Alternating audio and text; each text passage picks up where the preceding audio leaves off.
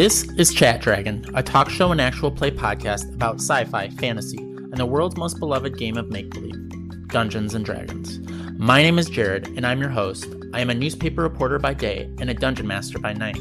I decided to start this podcast for purely selfish reasons, and that is to have a reason to talk to interesting people about interesting topics, all through the lens of D&D. Each episode, I talk to friends, family members, and tabletop role-playing creatives about this beloved hobby. The conversations are driven by dice, and the games driven by our imaginations. All right, and we're back again. I'm back again with Hank Ferinale to talk a little bit about some D&D and some just life or whatever in general. We just wrapped up our actual play of the Sidekick. So Hank, I guess how do you feel about our game we just played? Well, it was hard to get my feet at first. For one thing, I was like coming into someone else's character. So I was kind of like, man, who am I? But then Thundercrack, I was like, I might as well just kind of roll with this. So the beginning, I was like, it was hard to get my sense for it. But once I just accepted that I was just going to probably hurt some people. Like every little session has its own unspoken sort of milieu, if you will, like a framework of what's okay and what's expected. And at the beginning, I had no idea. I thought maybe I could just sort of talk my way through it. I don't know. I wasn't quite sure. But when I started feeling the feeling of like corridors and stuff, like just kind of my old dungeon instincts just came back of like, well, all I need to do is kind of bunch these guys up. And if they really want to do a battle royal, I'd rather just take them on all at the same time so that they can kind of see each other get beat down by me. But my confidence was completely imaginary. I had no idea what I was up against. But then, yeah, once we got going, then everything was fine. But I think it can be tough right there in the beginning to like kind of get in there, coming in a little bit cold. But I guess that's the exercise of a 1-hour game, right? Yeah, absolutely. And I think, there's a lot of actual plays out there, and they're all like 4 hours long. So my goal is to make this something someone can actually like listen to on their way to work. And so that's why I try to just throw you right into the middle of the action. So, yeah. Have you ever had to play somebody else's character before or share characters with somebody else? Absolutely. Yeah.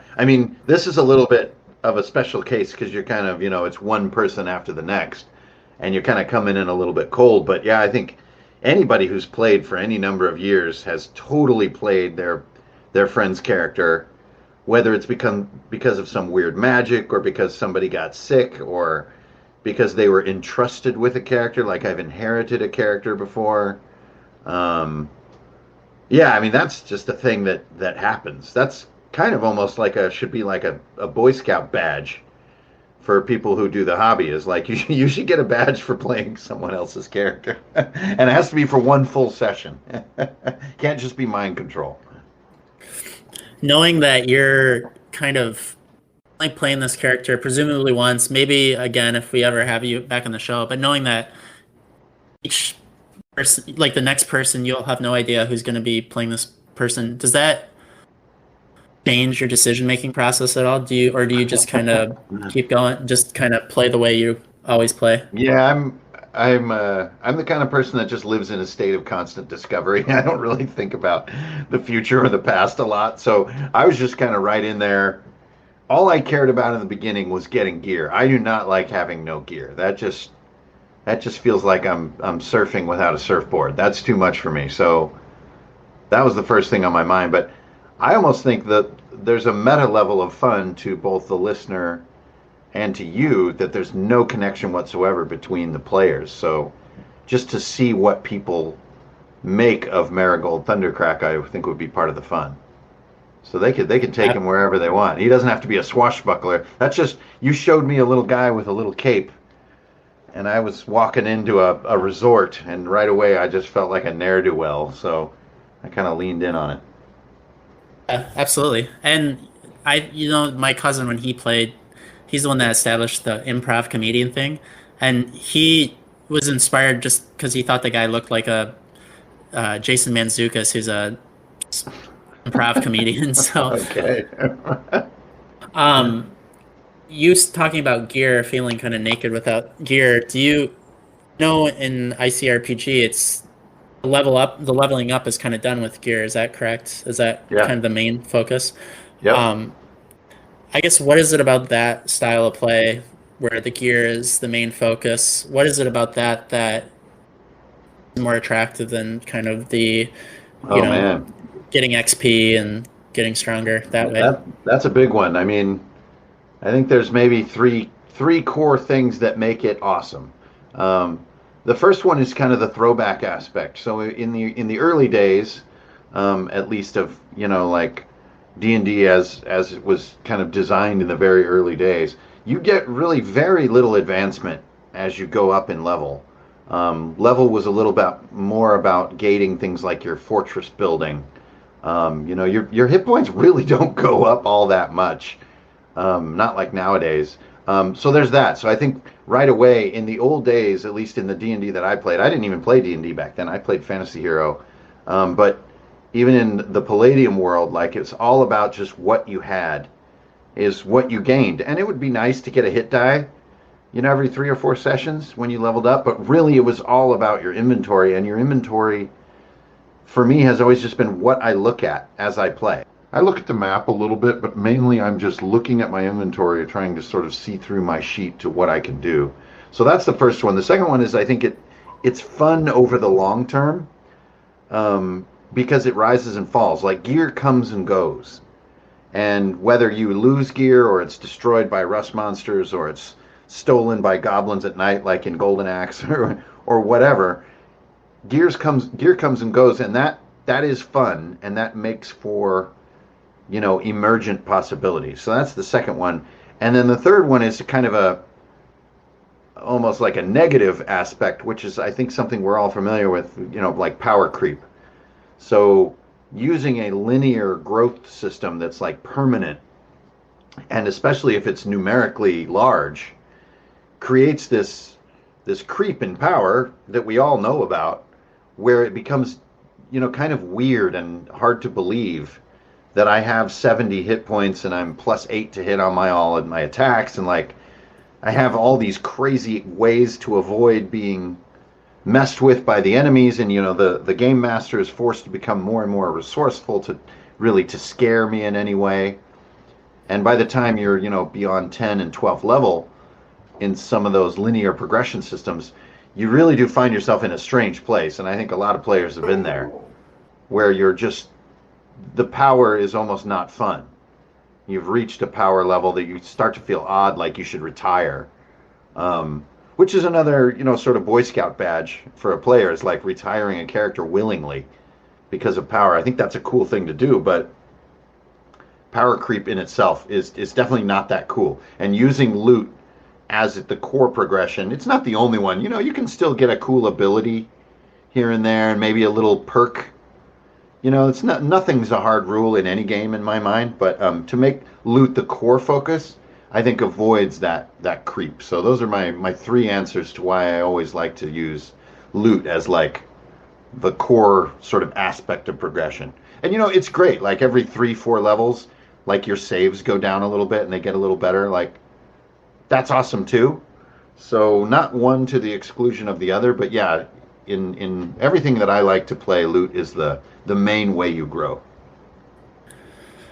Is when it comes to loot, like do you know of any other systems other than your own that are loot focused, or are you kind of, do you think you're like the first or the originator of that? No, not at all. I mean, I think basic box like red box D&D was mostly loot focused. I mean, you got such small gains from leveling up in sort of origin era D&D. It's all about scraping around in rooms. It's kind of the term we used to use for it. Scraping was this behavior of like every chance you get looking for a dagger, or looking for a cup of gold that someone dropped, or looking for a rusty sword. partially so you can collect gear, but also partially so you can, round it up and sell it later. And that was a core element of like how you become cool. Um, Not, like, well, every other level I'm going to get something cool like a feat, which is absolutely awesome. I see how a lot of people really like that. But I think that the loot driven style goes way, way back to the late 70s. I guess I'm kind of wondering, because do you, I guess when you play a game, do you prefer, say if you're playing a D&D game, like a pure D&D game, would you prefer like the rule system from like those old late 70s systems, or do you prefer like the 5e system, or do you not see any merit in 5e? And no, I I mean, I guess. see a ton of merit in 5e. I mean, just its penetration into the market proves it definitely has an intuitive design that people enjoy. Um, but yeah, I like a more sort of out in the open number set that is also sort of simpler. So um, I've been pretty vocal about this online, but I feel like Old School Essentials does a really good job at this, where you really have kind of two columns of numbers and you're rolling on them like every single turn, and they're right out in the open. I'm a fan, obviously, of my own of Index Card RPG too, because it's kind of got an out in the open kind of feel. Um, but yeah, for me, I guess, more, I guess what you could call modern systems like Pathfinder and Fifth Edition, they're great in their robustness, but to me, they leave a lot of room for what becomes kind of fuzz. And I could even feel a little bit of that fuzz tonight, compared to some of this kind of crystal clarity that I've really come to enjoy in a game. Really, the two column style of play that's in Old School Essentials has really opened my eyes. I've really, really enjoyed it with the group I'm in right now. But I'm also just an RPG nerd, so I like playing all kinds of different systems just to see how it feels and just to Mhm. muck with it. And it's also like a system is such a small part of what a game feels like. Like I felt this was more, I was feeling what your game feels like, much more than I was feeling like I was in 5e. Like right away, you said you're kind of a sidekick, you're a simpler character. I'm like, great. And then I noticed like the way that you kind of work through your roles has a certain level of relaxation, but then other areas where you're focusing on detail. And I felt like that's all you. That's not 5e doing that. That's just Jared doing that. And I think that's one of the things that makes sort of this hobby sort of endlessly interesting, is that 5e is not what we were playing. We were just playing like sort of your game, and that to me is interesting. Then kind of never gets old. I, I think when I first started playing, there's this level of fear. You're gonna like screw it up. You're gonna mess up a rule. But then even when you're reading through like the rule book, they're always like, don't worry about the rules. Just they're a framework, and just play your game. I mean, even in like I feel like even in like the 5e rulebook, they say stuff like that, and other ones Yeah, do too. And so I'm always absolutely. so I I work as a newspaper reporter, and so I'm a writer. I know you're a writer as well, and I'm not necessarily writing fiction, but I feel like I come at something story first. I'm worried about. I just want to make sure that we're telling a story, and I don't want to get bogged down by like some arbitrary rule where you can't maybe you can't grab something off the wall and throw it at somebody because it's not in the like on the right page on a page in a specific rule book. So Yeah. I guess that's the approach I come from Yeah, when and I it think comes to things. the skill of game mastering is the confluence of having like really crystal clear, crunchy roles that players can sink their teeth into, but that flow smoothly and that build a story. And Yeah. that confluence is an area that is fraught with riptides. It's really easy to play an extremely slow game if you get too detailed. But on the other hand, it's easy to play a bit of like a flim flam game on accident because you don't have enough, clarity in the dice and in the numbers for a player to feel that real sense of like veracity in each roll. So I think the magic is right between the two things we're describing. And like, I mean, I've been doing it for 35 years or so and still find it interesting. So there's definitely like a very fluid area in there that can always be improved a little bit over time. Yeah, I mean, I've been doing it for 2.5, so not quite as much as you, but I would say like I have a sense of anxiety though, where I am like, am I not following the rules enough? Should I be having things over prepared so I know exactly like when like I haven't been doing it so much in this, but when I first started, I would have like all these things written in my notes, like have them roll on this, and if they roll this is what happens, and that's what happens. Right, right. And I always worry that I come at it a little bit too loosey goosey sometimes, which I'm kind of curious for you. Do you find yourself being someone who's like an over prepper, or do you under prep, or or do you just keep loose notes, or what's your style? I guess when you're Well, writing I a group. prepare one session at a time by a hard rule. I never prepare beyond a session. I just feel that's unfair to players. So you cannot predict the future, so don't try. So that's my first hard rule. Only ever predict. You do not get to make a campaign, ever. So that's my first hard rule. And then my other one, yeah, is I tend to do as many notes as I can fit in my journal without turning the page. So if I can lay my journal flat in front of me while we're playing, then that's all I get. And even then, I seldom really look at it. My notes are more of a mnemonic device that I use to remember what needs to be remembered. Um, and I hate to be a little bit of a salesman here for old school essentials, but that old style of play doesn't really use target numbers. And so you're even freed of that aspect of play, or of prep, I mean. And then you mentioned hardcore mode. I use that challenge rating system that I described in hardcore mode. So I really write one number down for a bad guy. Like he's challenge rating 3. So his rolls are +3. He has 30 hit points. He's worth, what is it, 60 HP or whatever. Like it gives me all that stuff by one number using a little formula. Makes it super easy, and then I can focus on the real good stuff with my monsters, is what their special abilities are. And that really, to me, is the key thing to make sure you get when you're delivering a monster or a character of some kind, is that their stats might be simple, they might even feel loosey-goosey at times, but their special abilities feel real crispy and real tight and predictable for players so they can adapt. But I'm definitely not a prep-heavy person. I mean, unless you count thinking about a game as prep, then yeah, I do that all the time. That's just a lifestyle. But like the written part of it, I definitely don't overdo it. I tend to wind up like drawing little shoes and little battle hammers and stuff more than I do actual prep.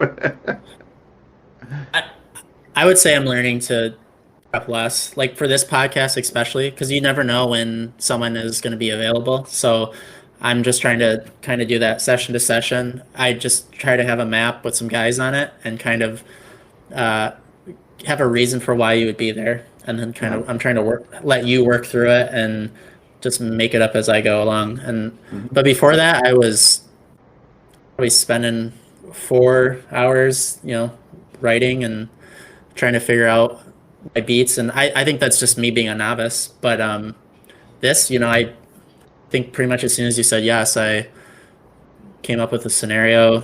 I mean, it wasn't hard because we already kind of knew. I already knew where this guy had done in the previous session. So, Well, it's a um, funny thing with VTTs. They definitely have an effect on what we consider prep for a game. mhm. The VTT gives you the feeling that as long as I have a map and I got some dudes and I have a sense for what's going on here, that I'm ready. I'm ready to make up a guy's name. I'm ready to make up a funny line for this guy. This guy's gonna pull out a 20 and stuff. That's kind of funny. Um, but I think for me and for I think when you're feeling more nuanced and more complex with it, I think the absence of a VTT is a much more interesting area to do prep because your focus is on sort of like subtleties and motivations and sort of desires of characters that you're going to pit against your heroes. And the spatial detail actually kind of takes a back seat.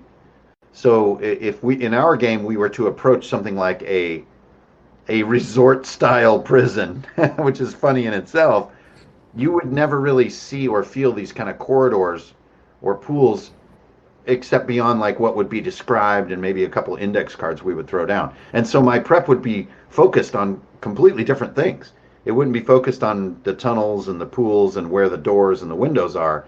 It would be on the motivations of the people you're going to run into, and maybe some of the revelations that can be found in artifacts in the area, stuff like that. So no matter how you slice it, though, doing too much of it can feel quite burdensome. But I don't know, it's kind of part of how you learn. Yeah, absolutely. I know just reading through your book and like having bought and printed off some of your index cards, I feel like your style is kind of like it's like the punk rock RPG. I don't know if in your actual games you're using your note cards, but I know like I probably 2 years ago I was doing this board game rental thing out of my house where I was like driving door to door and like renting out my board games. And one of the guys I played board games with was like, he knew that I was like printing off these index cards for my games, and he was like, like there's this sale on skinny minis or whatever, and you could get them for real cheap. And part of me was like, I really like this DIY. I like DIY aspect, just of it looking kind of like just that it's. I don't want to say cheap, but I don't want to. But I like the fact that I'm not. I like the fact that I'm not buying all the Dwarven Forge, and like I like that kind of that punk rock DIY feel. And I don't know if that's how you feel about what you're doing, or an Oh, approach or an absolutely. aesthetic, or Yeah, I mean, those products were only born because that's how I play. I don't play with the ones that I put up for sale. I just have blank index cards in my backpack and like 20 Sharpies because I'm weird that way. I like hoard Sharpies like a weirdo. And like when there's a staircase or some, I don't know, something we describe in the game, I draw that sucker like real quick and stick it on the table. And yeah, there is something that there's enough there so everyone gets clear on what's going on, but there's not so much that you feel like you're looking at the world. And I think that Mhm. is a magic place to be. And that's not on accident. That is the result of doing and trying a lot of different things. And I've been seen on YouTube making like full on 3D super detailed terrain and everything. And that's a super fun hobby too. But as far as like what really works for playing like week after week, for me, nothing beats a Sharpie and a deck of index cards. It's so infinite. It's just, and if your players just completely foobar something and just turn around and don't even go into your encounter, they just go the other way, you're still completely prepared with that kind of mindset. And that's kind of what I wanted to bring to the table with index card RPG. It's just put that out in the open, like make the index card my avatar. When you play, do you? I mean, I know you're a pretty talented artist. So are you drawing on the spot, or are you Yeah, drawing absolutely. pre? Yeah. Okay, I Yeah, was I just wondering have a if bunch of that. blank cards and like usually I'll like if there's like a puddle of blood that's important or there's like a bush, then you just rip up a piece of an index card and stick it on the table. Look, there's a bush. Or like you just draw a little tentacle real quick and you just like throw it down. Like, whatever is needed. And that's just kind of how we do it. Like I'll rip up an index card into four pieces quite often, and maybe those will make little walls or little obstacles or a table, whatever. And we'll even just write the word table on there sometime, like so that it's not really about visual fidelity. It's about just reference points for people. And index cards, for some weird reason, just feel so disposable and so relaxing. Like there's no pressure. It's just like there's nothing to worry about. It's just a stupid index card, right? I've gone through Absolutely. thousands and thousands of these things. So it's like it's not a big deal. I'm not going to ruin anything. So it's just that relaxation to me is a bit of a gateway into a realm of fun. Cool. I I feel like I have to ask this because I saw it on your Instagram, but are you working on a new version of Index Card RPG? Is that something you're doing Well, right now? yeah, I mean, my patrons and stuff kind of know the details here, but for the last 8 months or so, I've been, yeah, collating all the different index card RPG stuff that's come out over the last 4+ years into a single book. That's also abridged and revised, so everything is cleaned up and simpler and tighter. But it includes all 5 of the major worlds that have been published and a sort of an updated and cleaned up magic system from the magic book that was published. And it's all in one big book so that you just it's kind of what I see as the definitive version of it. And part of that is wanting to kind of move on from it. Like I didn't want to create Index Card RPG to be a collection of books. That was never Hmm. my intent because that's just not the model that I wanted. I wanted it to be a self-contained single book that didn't feel like, oh, and then there's 10 more that you can buy. I didn't want to be like that. So for Master Edition, I wanted to make, the definitive version of it at the highest quality that I could deliver. And it's wound up taking a really long time. It's been quite a journey, but I'm really proud of it. And I think it's like the kind of book that can now, really stick in the hobby. So yeah, there's some great announcements coming for that. Probably actually. So yeah, stay tuned. But that is very exciting and a very long time coming. Who's the who's doing the printing or publishing on that? Is that going to be drive through again, or is that going to be something you do in house? Or That announcement will have to wait a few more days. okay, dang, Yep. sorry. I was kind of wondering too. I mean, you do all the art, right, for all your stuff because you're that Absolutely. Thursday. So I guess for your aesthetic, who are you? Is there anybody you reference or anybody you're getting inspiration from in that regard? Or Oh man, well that is a huge book to open. I've been drawing since I was 5 years old, so I am influenced and love so many artists. But as far as the style that I kind of am sort of known for, I think there are probably 2 artists that represent the styles that I've accidentally bumbled into. So on the color side, where I sort of paint like with a chisel brush and stuff, I am a terrible, low skilled imitator. But I've done all the tutorials and have vastly stuttered Sparth. So Sparth is one of the artists who invented the key concept art of Halo and did a bunch of other stuff. And Sparth has a very unique sort of knack with color. And I've always been like a sort of just a worshiper of his and have like done every tutorial he's ever put out. And I like still use his brushes in Photoshop and stuff. I love his simplicity and his sort of aggression and his looseness and stuff. So that's on the color side. But as far as like my sort of ink side or like my Sharpie side, which I'm really most well known for, I have to. I mean, there's a million artists that I could kind of talk about, but it would just go on forever. I think I have to zero it in on Commander Mark. So Commander Mark was a kids show in the '80s, and it was really silly, but he had that marker style where he would just commit. And so as a kid, that was had huge impact on me, and I was trying to learn TMNT in the beginning. And so Mhm. I would watch Commander Mark and I would try to draw the turtles, and that was my struggle. That is what brought me into it, and then I got into Transformers when that came out and tried to draw Transformers and watched Commander Mark and like learned from how he drew things and continued. So there's a zillion other artists that I worship and respect and imitate all the time. Um, but I think those 2 were probably the biggest influences on me.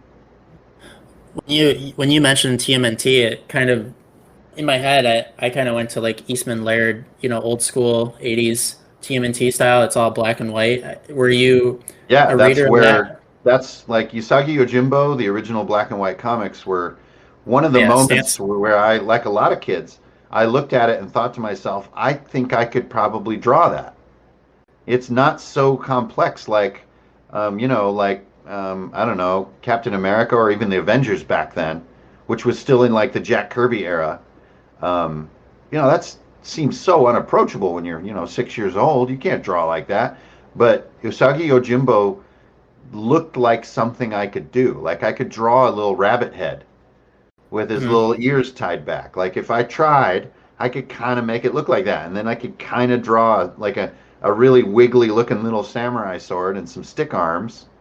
And like, yo, I'm in business. Like I'm doing Usagi Yojimbo right now. Like if I get a little better, I can draw little hands, and like it Yeah. seemed really accomplishable. And I know when I was about 9 or 10, there were legions of little kids who were trying to draw TMNT because it's such a non-traditional style and it bypasses so many of the difficulties of drawing the human figure. You can kind of just draw this kind of blob and put a bandana on it and you're like halfway there. you know Mhm. so to me that was hugely motivating to read those old comics. Awesome. Have you ever met Stan Sakai, the Usagi Yojimbo creator? No, that would be amazing. I met him at a Comic-Con, and he's like a really nice guy. You'd think he would. I mean, you see these people, and you think, to me, it's like I've been reading comics my whole life. You build them up in your head that they're going to be these. I don't know, like they're too important, Yeah. have interact with the fans. But he's just a really nice little Japanese guy. Very. Yeah, in my experience, that's what cons are all about is finding that out. I mean, that's how Mike Mignola was too. I don't, I think a lot of people are like that. It's kind of like, wow, aren't you famous? Yeah, so. Yeah. I think too with comics, unless you're Neil Gaiman, it's sort of like forget if you're into comics, you kind of don't realize that nobody else is into comics, like the wider world.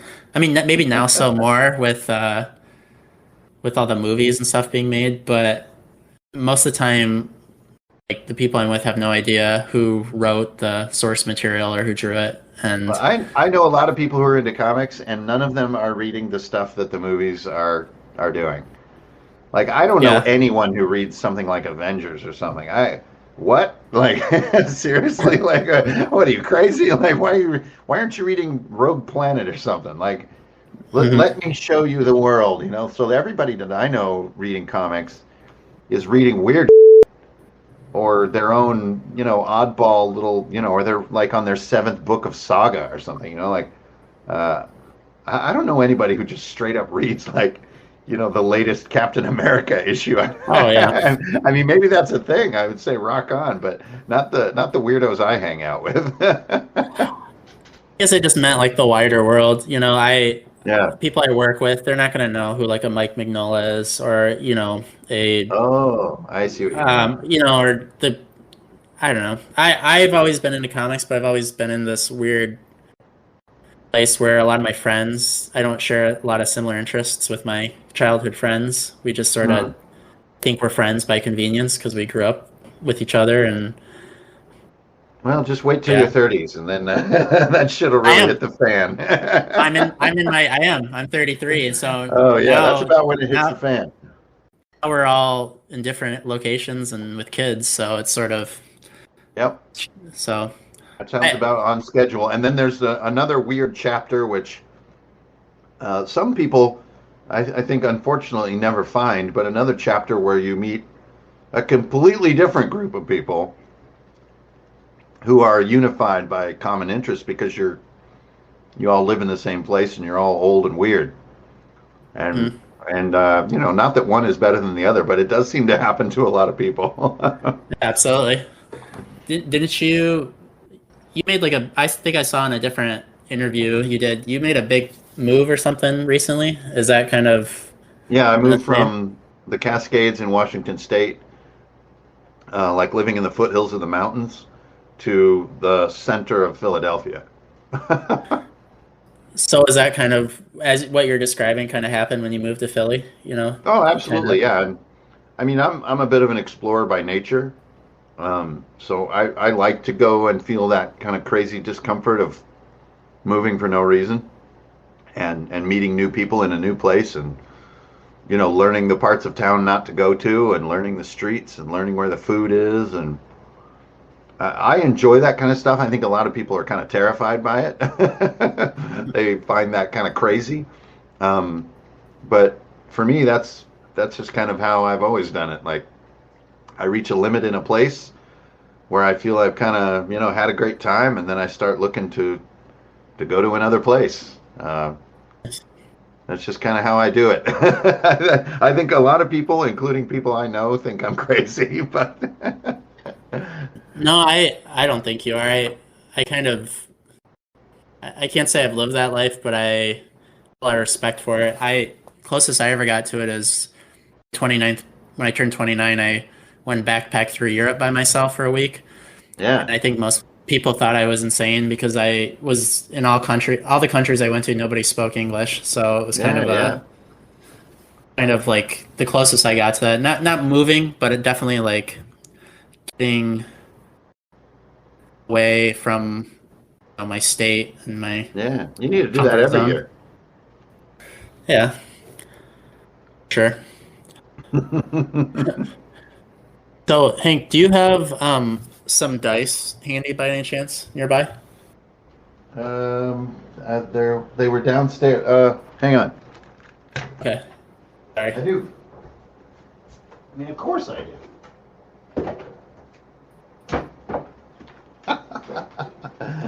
It's too funny. Just a second. Right. Is that a book? Did you like cut out pages in a book? All right, so these aren't my MVPs, but this is my kind of my discard box. I don't know if you can. So, all right. Nice. Yeah, these All are just right. the ones that I don't use. That just kind of hang out until their time comes. Okay. So what we're gonna do for this segment of the show is, as we kind of like get to the midway point or start wrapping up the interview, I like to just have you roll your d20 and we'll just do a few rapid fire questions. I got a random table here with some questions. So All I right, don't we'll even use the LED blinker D20. right. So go ahead and roll it and just I guess tell me what number you get. 17. Right. So the question is, what is something that was once important but is kind of becoming less relevant now? Oh my God, that's heavy. That is becoming less relevant. It could be anything. It doesn't even have to be RPG. Like Yeah, it could be anything you're something that was interested once in. important that's becoming less relevant. Um, Dang, that is a big one. Uh, I ask the hard questions. Something that was once important that's becoming less relevant. Social media. All right.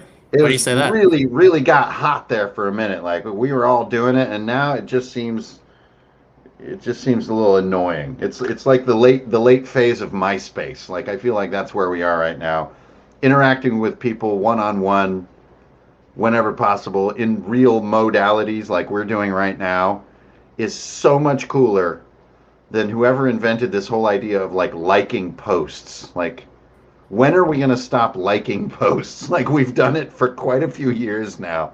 Let's move on to something else. So that's my answer. Like social media, not that relevant. Let's reinvent it so we can all still stay in touch, but let's stop like clicking the like button and stuff. It's just getting old. I feel you on that. I'm kind of becoming less and less interested in it, but I have to kind of use it for work. So I'm wondering, Oh yeah, we have to use it for everything. I mean, we're stuck now. That's why it's getting so old. that's what I was going to ask because I contacted you through social media and I was just wondering if you just had it because it was kind of how you do business nowadays, or if it Oh was yeah, you have to. It's the only way to communicate with anybody. I mean, it's inevitable. yeah. That's how I find like a lot of stories for the newspaper at this point that I work for. All right, can I have you roll again? Hey, okay, this next one is my uh, one of a kind, not one of a kind, but it was only available at AtCon. Excuse me. Here we go. It's another 17. So All right, I'll I'll roll just have again. you. Okay, 11. 11. So the question is, how long have you been playing D&D for? I think you said I think you said you've been doing this Yeah, hobby for 35, since but about 86. Yeah. So yeah, that's 30 some years. Yep. That's an easy one. is D&D kind of, I guess, since you've been doing this for a while, is D&D sort of the system or the quote unquote game that is kind of like the most common for you at this point, or do you tend to prefer to play other things like, I don't We've know. always just called it D&D. So even when we were playing Rifts and Fantasy Hero by Palladium and GURPS and oh geez, I don't know. I mean, all the different homebrew that we played over the years, or DCC. Like we've always just called it D&D. So I don't. I barely even feel like I know what that word means anymore. It's just like when we get together and do the role playing stuff. That's what we call D&D, and we've always done it wrong and hacked it. Um, we definitely we don't play 5e really at all. And we've already started modifying, old school essentials, which is, like Origin era D&D. Even when we played Rifts, I think we like read the first 3 pages of the combat rules and like didn't even do that right. But we played Rifts for like a year, you know. But we thought we interpreted it one way. We just started rolling with it, and yeah, that's how I've always done it. So I'm a heretic when it comes to that stuff. I guess I'm kind of wondering because you're kind of, you have a product, an RPG products that Yeah. you sell. Do you think it works to your advantage that just everything is kind of falls under this broad umbrella of D&D, or do you think it's kind of bad for business that what you do and what Old School Central does and DCC does is just kind of branded as maybe D&D or a version of D&D, or do you? Huh. I don't think anything in the current conditions are bad for business. I'm kind of a tragic optimist too. So I really don't see any condition as like bad for business. I really am just doing what I do, and the fact that it has become a business is a fun effect. Um, but yeah, I think just the conditions of what's going on with like this whole COVID crap aside. Oh, okay, lost you. Can you hear me? I can hear you. Oh, you froze big time. Okay. I mean, you said the crap with all this COVID, and then Yeah, yeah. So besides COVID, the conditions for, like doing business and expressing yourself in the hobby, even not for business purposes, I think are great. They're better than they've ever been. We just need to get through the whole stinking pandemic so we can get back to like hanging out together more. But yeah, I don't think it's bad for business at all. I think just the relaxation of being able to even say D&D in a public forum without, it being super weird is great. So if it's kind of a generic label for lots of different systems and stuff, then I say, may the best man win. Like rock on, go for it. Like let's see what you got. where do you think like the acceptance came from? Because my understanding of the history, like my dad played D&D, so I was never like turned off by it. I just kind of never had the right friends to play it with. But I'm Hmm. just, my understanding is the history of it is kind of, it wasn't always the cool thing to do. Like Absolutely not. Yeah.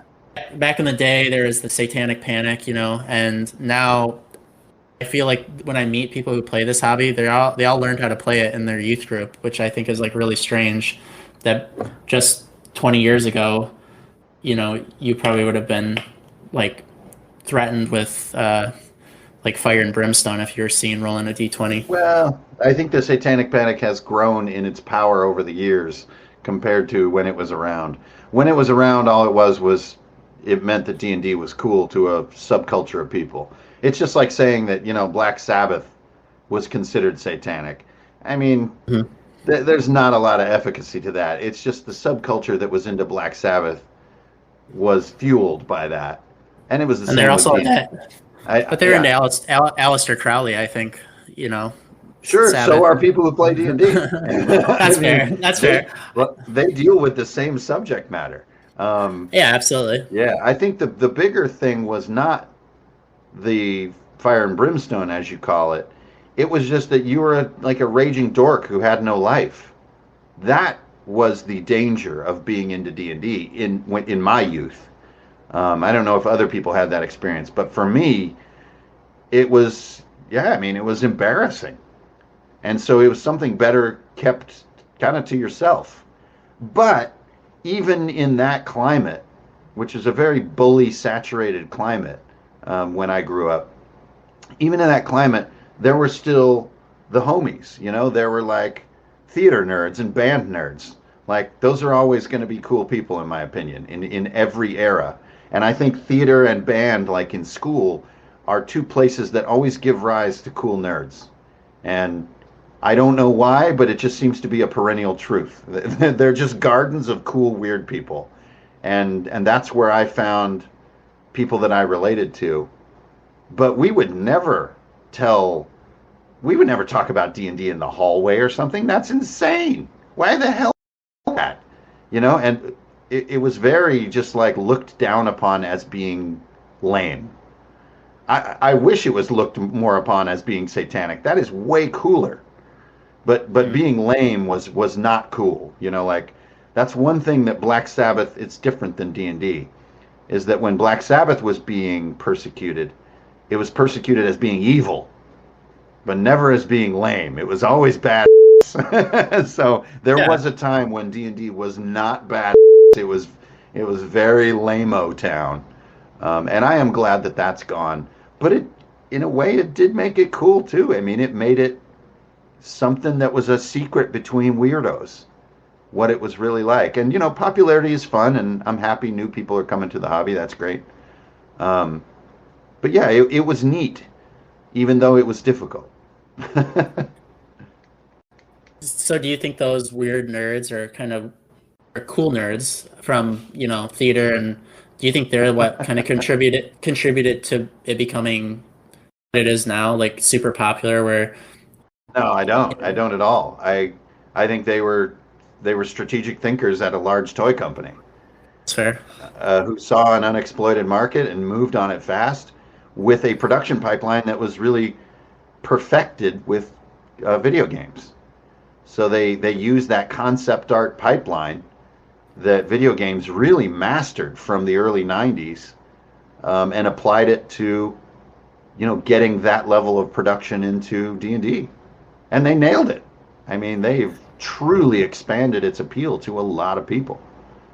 But I don't think that the weirdos in the shadows really had that in mind when they were working on their 15th campaign. Gotcha. I didn't know if I just wondered if it was like, you have all these celebrities who are hunky celebrities who are kind of coming out as indie fans. I didn't know if that was contributing to the rise, when you got like Joe Manganiello, I think is his name. Oh yeah, And then guy from my hometown, Terry Crews, because I grew up yeah. in Flint. He like supposedly is a D&D guy, so I didn't know if like people like that were kind of made it seem cool when you have action stars doing it. Oh But yeah, and I think probably on that front, the leader that I could think of would be Stephen Colbert. oh Like he yeah, he was a real leader in saying like Tolkien's awesome, D&D's awesome. I know all this stuff, and how real it is. I mean, you'll never know because they're celebrities. They create personas, but he Mhm. definitely was very out front with it. And that was 10 years ago or so, probably more than that now. So yeah, of course they play a role in the taking the stigma away from it. But our culture is also getting more and more facets all the time. I mean, does anybody even care that there are some people into D&D right now? Probably not. Like there are bigger, gnarlier things to think about. So I think just like people being into, silly little D&D things is just not really something that anyone gives a rip about these days. Mm-hmm. I think with the video game thing you mentioned, just to circle back to that, like, I think you're right. Having not previously considered that, but just talking to my cousin who did the podcast, his interview is going to be coming out this week, which is going to be, which is what we're in July. So he never played D&D until I started playing with him, and his whole point of reference was Elder Scrolls, Daggerfall, like old Might and Magic, like PC games, and and that's like how he he's enjoying it because it reminds him of those video games that he grew up playing. Yeah. So I think like you saying them kind of connecting the two, wizards or whoever, I think it makes actually perfect sense when you put it in that, when you actually said that. I had a Beholder on Mac 2 or whatever. It was freaking amazing. All right, can I have you roll your dice one more time? Let's do one more, and then I'm going to have to take Chutney out for a walk. Sounds good. All right, here we go. This is my Paladin Black Metal. A meager 4. All right. What website or app doesn't exist that you wish did? Website or app doesn't exist that I wish did. I would like some kind of a beer achievement tracker. So it's for beer explorers, and you shouldn't have to fiddle with it. It should somehow just know. You know how like you count your steps? Oh, yeah. Mm-hmm. There should be a thing that knows which beers in your city you have tried and which you have not, and you can get little blips on places to go. And then you also get like stupid achievements. Like, I don't know, you could be a connoisseur of a certain type when you reach a certain point, and you can see what other people in your city are kind of doing. So you can kind of like on Peloton, like you can kind of compete with them as a beer explorer. I am a beer person. Beer is like one of my top 3 things in life. So I would love it if they did like a fitness style app for beer drinking people.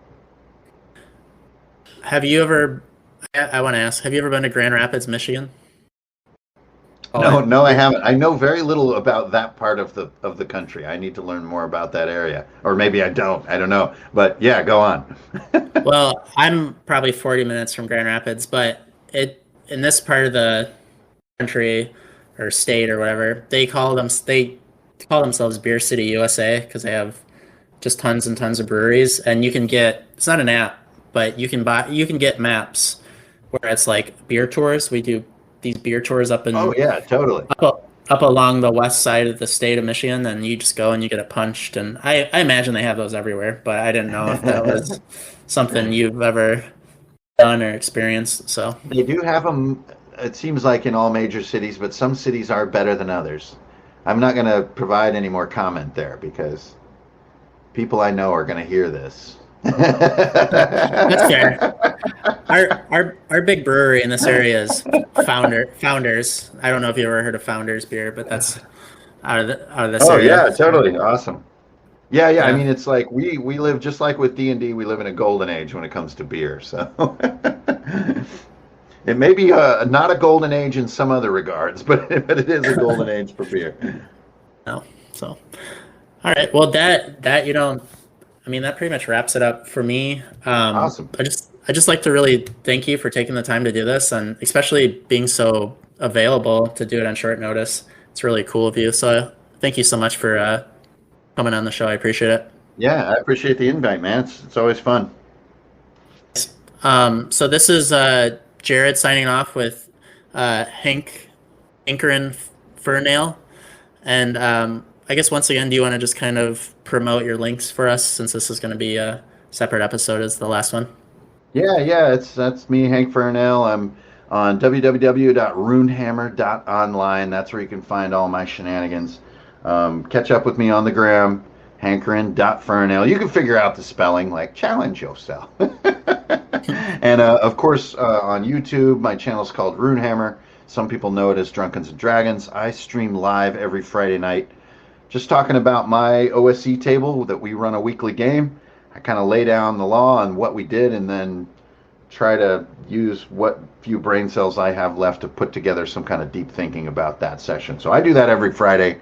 So come hang out sometime, and it's been a blast tonight. Great. Thank you so much. And that concludes the Chat Dragon podcast. This is Jared signing off.